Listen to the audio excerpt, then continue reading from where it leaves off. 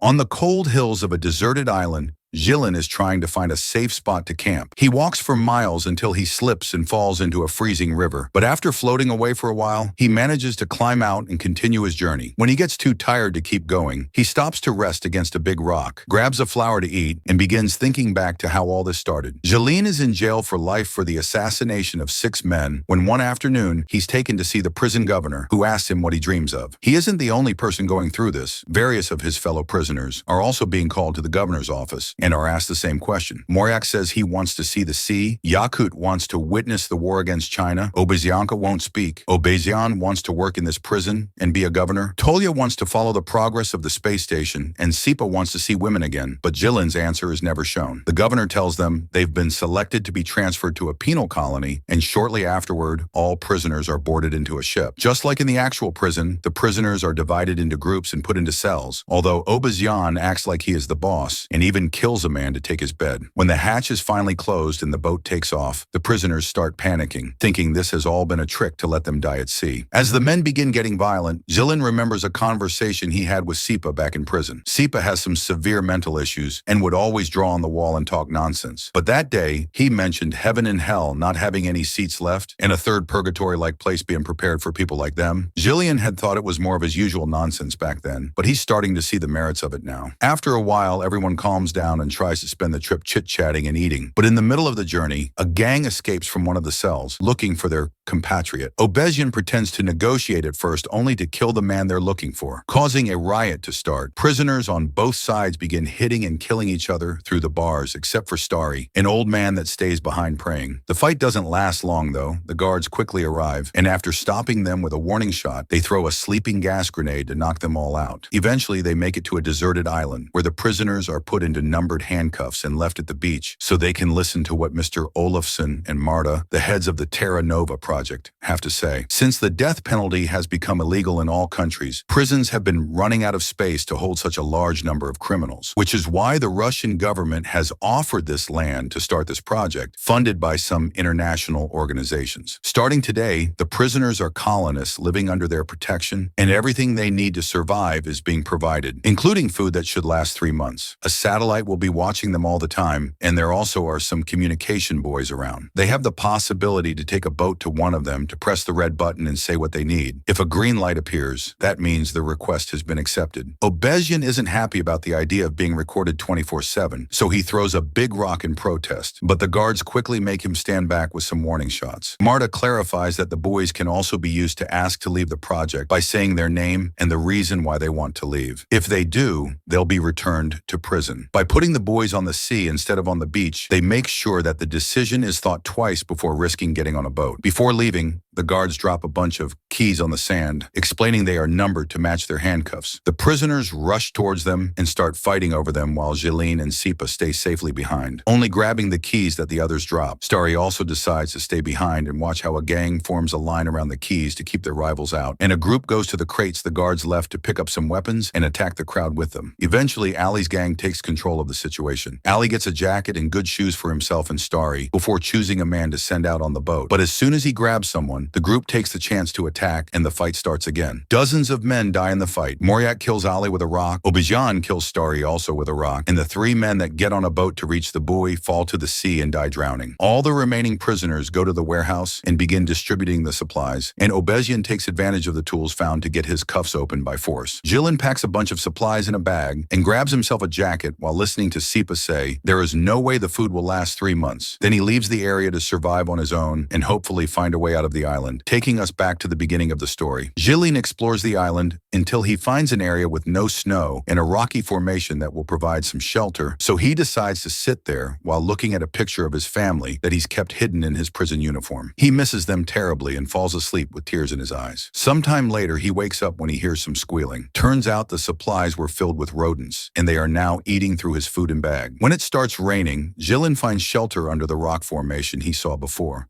getting a fire going for warmth and heating some water. After it stops raining, he catches a bird and roasts it over the fire. That's when Sipa finds him. As he chit-chats with him, he tries to steal his knife, but Jilin sees him and takes it back. Sipa offers some salt he had with him and his help in exchange for some meat, which Jilin accepts. So Sipa goes to pick up more wood and sees the family picture on Jilin hung on the rocks, which makes him blow a kiss at Jilin's wife. Afterward, they share the bird, and when they're done eating, Sipa walks to the edge of the cliff, explaining he doesn't jump because he's too afraid. He asks Jilin why he won't die either, and Jilin explains it's because of his family. They're dead and he wants to be buried next to them, which can't happen if he dies on the island. The two men fall asleep, and when Jilin wakes up, he finds Sipa has stolen the picture to use it as inspiration for his debauchery. Furious, Jilin beats him up and pushes him off the cliff. But Sipa doesn't die because he doesn't fall into the ocean. He drops on a hill right underneath. But even after this disagreement, the two of them travel together as they explore the island. Sipa easily amuses himself with the trash he finds in the water, while Jilin tries to fish. But the only living being they find in the water is some sort of aquatic centipede, which freaks Sipa out. While looking around, Jilin is shocked to suddenly find part of a seaplane among the rocks. It only takes going a bit farther up the hill to find the entire plane, which gives him a bit of hope because he used to be a pilot and would be able to fly it. However, two men aren't enough to move it, so for now they go back to their shelter. Jilin starts a fire with some matches he had grabbed at the warehouse, but there's something in them that creates a very toxic smoke. He moves away from the fire and drags a sleeping Sipa with him, who at first won't wake up. It takes a few shakes from Jilin for him to finally regain consciousness, but his mouth only continues to spout nonsense, and Jilin realizes the cold will kill them any minute now. The two men decide to go back to the base and see if they can steal some coal. Life hasn't been easy for everyone. Obezian and his gang are in control and keeping a routine while sharing the supplies, and Obezian even asks them to call him governor. But they keep anyone that isn't in their team inside the barracks. They only allow them to come out to have a walk in an enclosed area, similar to real prisons, while Estinets yells at them from the watchtower. When they're sent back, they need to run because whoever is last gets killed to be used as food later. Jilin and Sipa manage to reach the coal box and find the remains of a fire. After walking for so long, they're almost freezing, so they can't help laying down next to the fire and falling asleep. But Sipa wakes up quickly when he hears some noises. The gang is coming over with their latest prisoner for roasting. He runs to hide behind a rock, but Jilin is still out there, so he comes back out to rescue him, but he isn't fast enough and Obezian's men find them and capture them. The two of them are taken back to base, where Obezian tries to decide what their punishment will be for having run away with supplies when they arrived. Yakut tries to remind them that they were on their side during the ship fight, causing Estinets to insult him for trying to meddle. Yakut replies by hitting him, and this causes the whole gang to team up to hit him in return, earning Yakut a place in the barracks with Jilin and Sipa. They walk around for a while, and when Estinets announces it's time to return, Jilin stays behind, but Sipa comes back from him and drags him inside with him. They can only watch as the last standing man is captured and tied to a pole, begging for some water as his last wish, so Sipa takes pity on him and brings a cup to his lips before he is killed. Later, before going to sleep, the group discusses the possibility of rebelling. They're unsure because it may be dangerous, but Shram convinces them is worth trying. The next morning, Tolya shows Obeziankot that he's installed a secret trap in his workshop to catch any potential thieves. After the group takes his daily walk, Estinets tries to get them back inside to get the usual game going, but only two men run. The rest stand back and come together, while Yakut throws a rock at Estinets to shut him up. Jilin walks up to Obezian and offers him a deal. If he lets them go to the buoy and ask for food, he'll tell him the location of the plane he found. Obezian accepts and opens the gate to let them out. While Tolya and Jilin go with two other men on the boat, Obezian asks his men if they know anything about Jilin, and that's how he learns he was a pilot, that his family died in a plane crash, and he went to jail for killing flight dispatchers at the airport with a rifle. This crime was classified as murder in a state of severe emotional agitation, which Obezian thinks means Jilin has a guilty conscience. As soon as the boat is far enough, he orders the group to go back to the barracks, canceling his deal. Yakut tries to confront them, but he's immediately killed. So Obezian grabs one more man before declaring the game is on again. The group can only run back to the barracks since a fight would be a very idea because Obezian's men are armed. Meanwhile at sea, one of the men falls off the boat, but they catch him just in time and drag him back up. Tolya reaches the buoy and asks for help, but it's broken, and not even his tools will help. They go back to the shore and Jilin tells Obezian that food is on its way, but Obezian doesn't believe him because there wasn't a green light of confirmation. Tolya reminds him of the existence of the plane, but Obezian doesn't believe that's true either. But it inspires Obezianka to move around with his arms open like one. Obezian finds this distracting and grabs him by the neck, so Tolya uses the chance to come at him from behind and kill him. Two other members of his group, Amerbek and Arjanov, kill the rest of their gang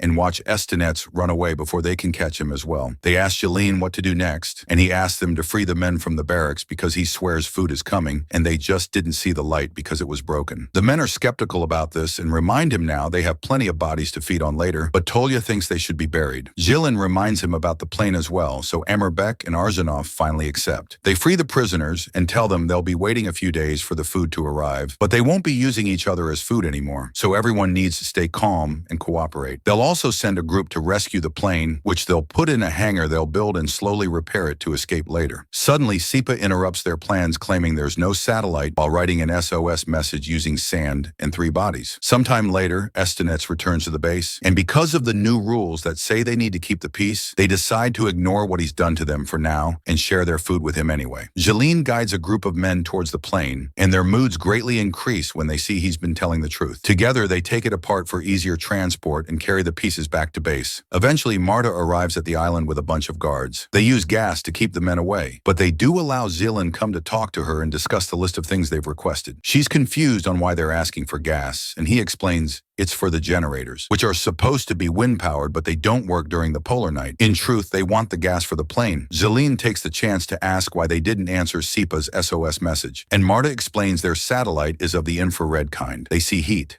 so they can locate people in stoves, but not words. She also wants to know what people were doing so far away from the base some days ago, and he tells her they were fishing. They don't believe him because there's no fish in the area, so he lies again and tells them they've been eating those centipede-like creatures, which she finds very shocking. They also want to know how many of the original 206 colonists are left, which Jeline finds suspicious because they should be able to tell with their satellite. He tells them 87 are left, and many are sick, but nobody wants to abandon the project and return to jail. Before Jeline leaves, Marte tells him he has the right to one personal request, so he gives her a few sheets of paper, asking her to provide the group well. Once the guards have left the new supplies, Jeline and his men try the gas in the plane, hidden in the hangar, and happily confirm it does work. Afterward, they watch a new group of American prisoners arrive as the guards and Marta leave the island. These prisoners have a leader too, a very large man that Jeline tries to shake hands with. The man doesn't take it. In fact, he hits Jeline, which triggers a fight between both sides. The encounter is brutal, and nobody hesitates to go for the kill, so Sipa drags Jeline with him to hide him in the workshop. One of the Americans tries to follow them, but he falls on Tolya's trap and instantly dies. Arzhanov goes up against the American leader and gets overpowered, but before he can get killed, Amerbek cuts in and kills the big man instead as the buildings around them catch on fire. All this is being watched by the heads of the project. When they realize the situation is finally out of control and that over 40% of the colony has been killed, Marta calls the central office and is told to proceed with Code Naked Island, which sends a bunch of guards to the island that shoots all the reminder prisoners